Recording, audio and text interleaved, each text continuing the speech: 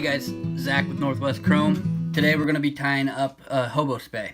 One of the reasons I like hobo speys is they work great for winter steelhead. They're really easy to cast, so if you're getting into spey casting, it's really easy to turn over, and they work great. They're a lot of fun to tie. They're pretty simple to tie. There's a ton of different combinations you can do with them.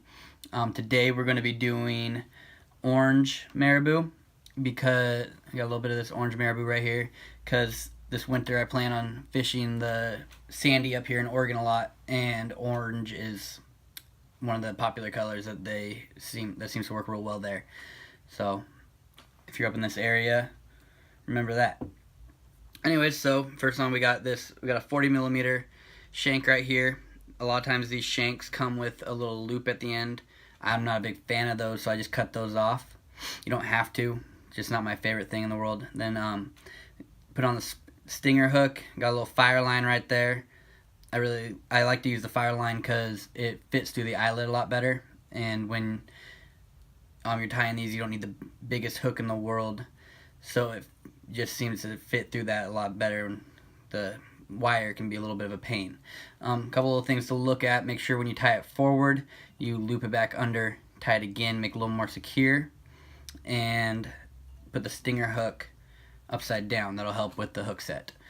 Alright, so now you got that all going. We're going to tie in the butt section. So grab yourself a little bit of dubbing wax. If you don't have any dubbing wax, it's not the end of the world. You can wet your fingers a little bit, put that on the line, and it'll work. So for the butt, I like to make it a different color than what the body's going to be. So for this one, we're going to use some purple. Go ahead and spin it on there. I like to leave it a little loose, kind of add some strands coming off the back end. This is just ice dubbing. You can get it in a variety pack at Cabela's. I think they're like $6. Pretty great. Alright, so now we're going to tie in our guinea feather. That is going to be for the body. Go ahead and grab yourself a nice big one's a little easier to work with. So you have this fuzzy section here at the bottom. You really don't need that, so you're going to end up cutting that off. Give yourself a little room to for your ending point. So you still have some of that on there. Peel that off. Throw it away. So now you're going to rub those back. Leave yourself a little section to tie in.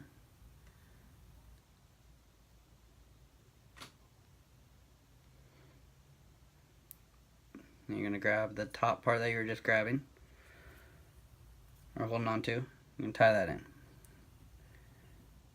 Alright, so you can tie that in there and leave it. Get it out of the way. Wait, if you need, you can wet your fingers. Kind of helps hold those back. Now you're going to tie in a little bit of this tinsel. This is just plain old silver tinsel. Kind of helps hold the fibers in on the dubbing. That's gonna be the ribbing. Get out of there. Alright, now you can tie that in. You're gonna leave that. Alright. Take a little bit more dubbing wax.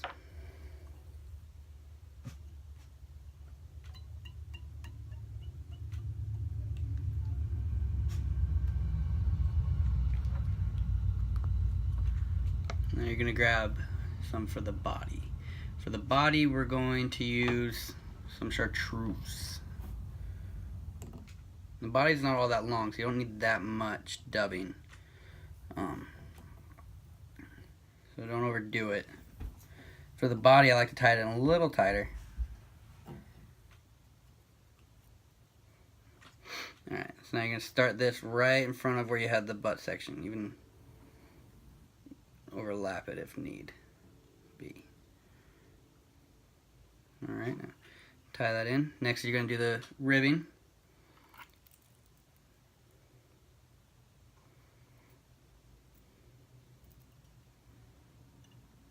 sure that guinea feather's out of the way.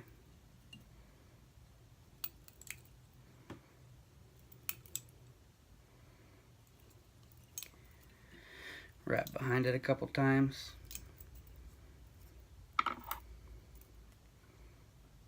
The tinsel helps hold in the fibers and also add a little bit of extra flash. Alright, now you're gonna wrap the guinea.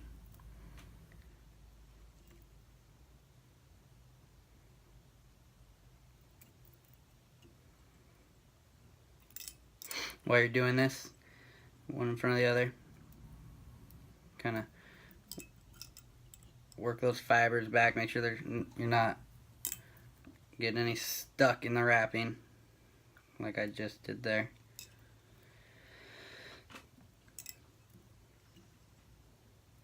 There you go. And if there are some stuck in there, don't worry about it. You can always go back and kind of pluck them out. Alright, now you're going to grab that chunk.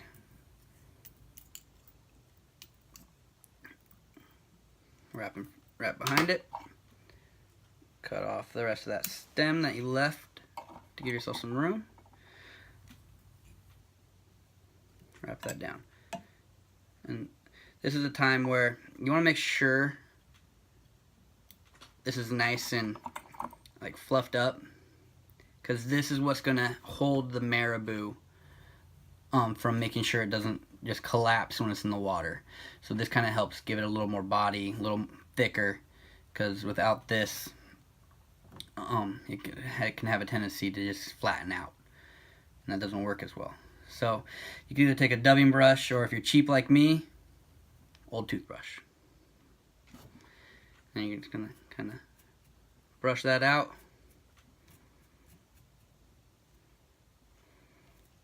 Make sure you wash your toothbrush first though. You don't want it to smell like Colgate. Alright. So now we're going to tie in, I want the orange to be the dominant color. So I'm going to take a piece of this black. Find yourself a nice feather off of that. So a lot of times they'll have this cruddy end down here. You don't need all that. I'm just going to cut that off.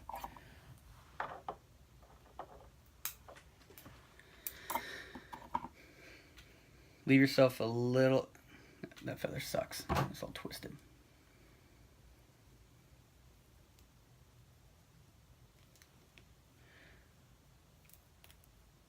Alright, so leave yourself a little extra than you think you're going to need. So that way you're not scrounging at the end trying to find a place to tie.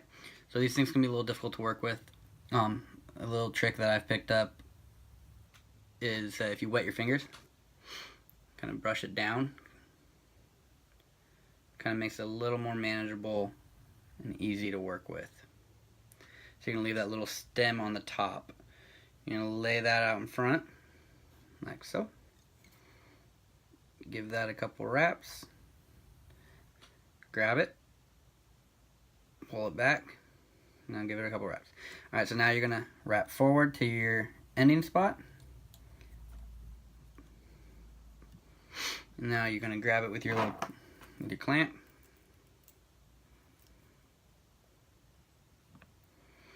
You're going to wrap right in front of those guinea feathers. And kind of pull those fibers out as you go to make sure you're not getting any stuck underneath each other. And it's just one in front of the other.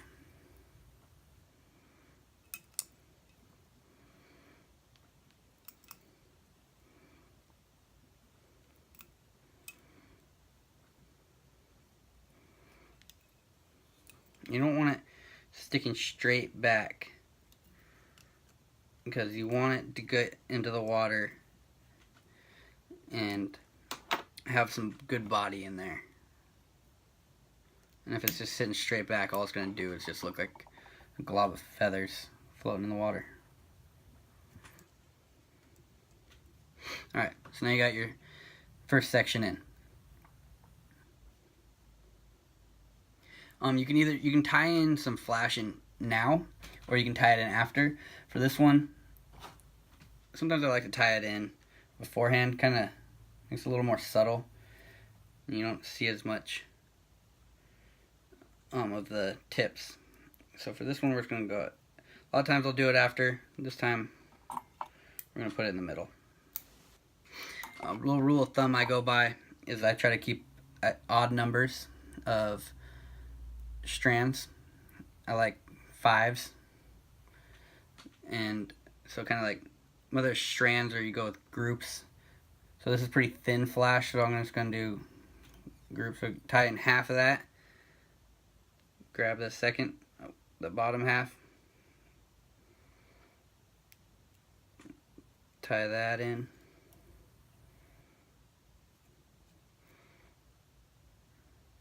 That one's being a turd, so we're going to cut that out. Tie that into the bottom.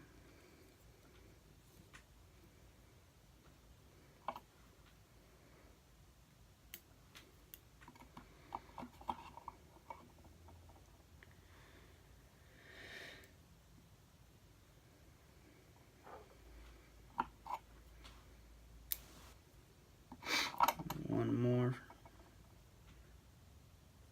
for good measure. Cut off that loose end. Alright, so now you got some flash in there.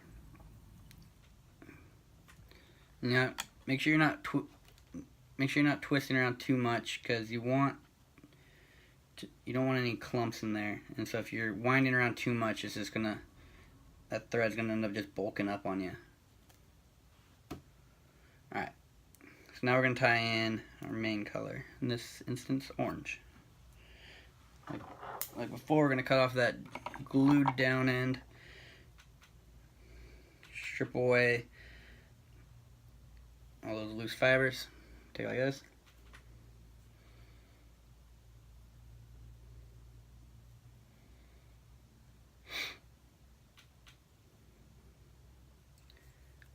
Like I said, one of the great things about this fly is there's endless possibilities you can do. A couple more of my other favorite color combinations. Pink and blue is definitely one of my favorites. Red and black is great in low clear water. You'll see a lot of people using more natural colors like olive greens for low clear water. It's just, you're really only limited by your imagination with this fly.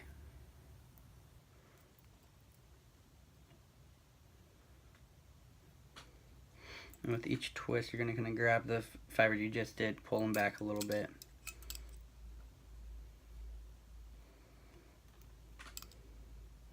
And kind of grab those loose, or those ones that are underneath each other. So help separate those. Cinch it down.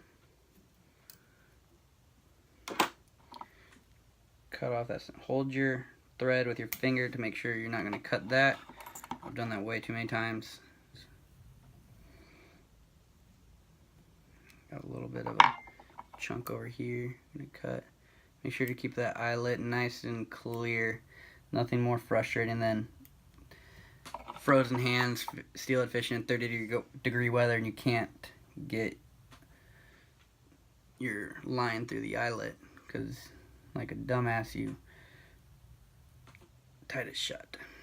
Alright. So from here, we're going to add the legs. So you can use Lady Amherst, you can use mallard flank, or you can use these rubber legs. Lady Amherst is what the recipe calls for, but it can be a little hard to track down sometimes. I don't actually have any right now, so what I've been using a lot of is this mallard flank, which works fine. Take this, you can either wrap it in, get yourself a few good fibers. You can either wrap it in, or you can just grab a couple fibers and tie them in.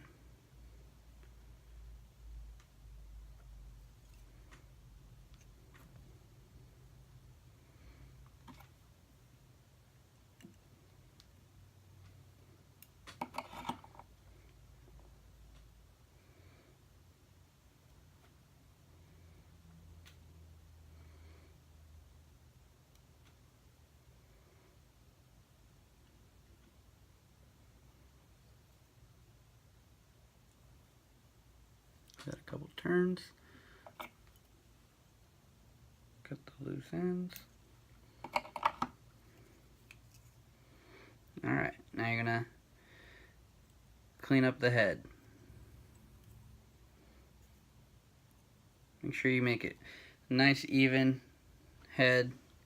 There's nothing worse than after all this work making a nice pretty fly and then the head looks like crap.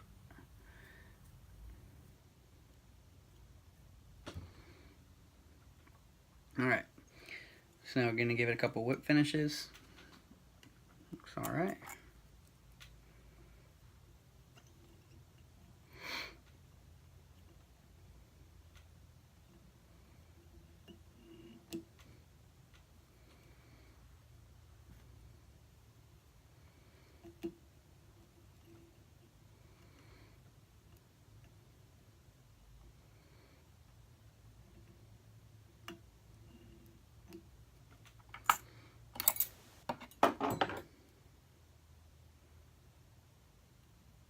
Alright, and the last thing we're going to do is brush her out. Getting those loose fibers, getting everything kind of welded in with each other. And don't worry about being a little aggressive with it. Get those loose fibers out. You want to make sure everything's down to stick with you while you're fishing.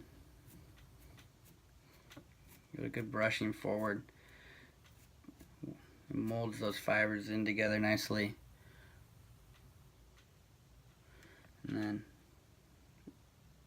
brush it back. Alright. And then the last step, you're going to grab some head cement and touch up the end. Make sure everything's in there real nice. Head cement can be a little spendy, so if you have a girlfriend or a sister that paints their nails and you don't think they'll notice, if you steal it, clear cement or clear acrylic or whatever this stuff is called, clear nail polish hardens, it says, way cheaper. If you have a female in the house, guarantee they got some. Anyways, hope this helps. Go out there and tie it. It's a fun fly to tie. Like I said, real easy to fish with. Hope this helps. Go ahead and go subscribe to our page. We're gonna have a lot more fly tying videos coming out. Matt's gonna be taking over, doing the kind of some gear rigging. We're gonna have a bead video coming out soon, getting ready for winter steelhead. And yeah, so go subscribe, go like us on Twitter and Instagram, and yeah, hopefully see you guys out there. Thanks.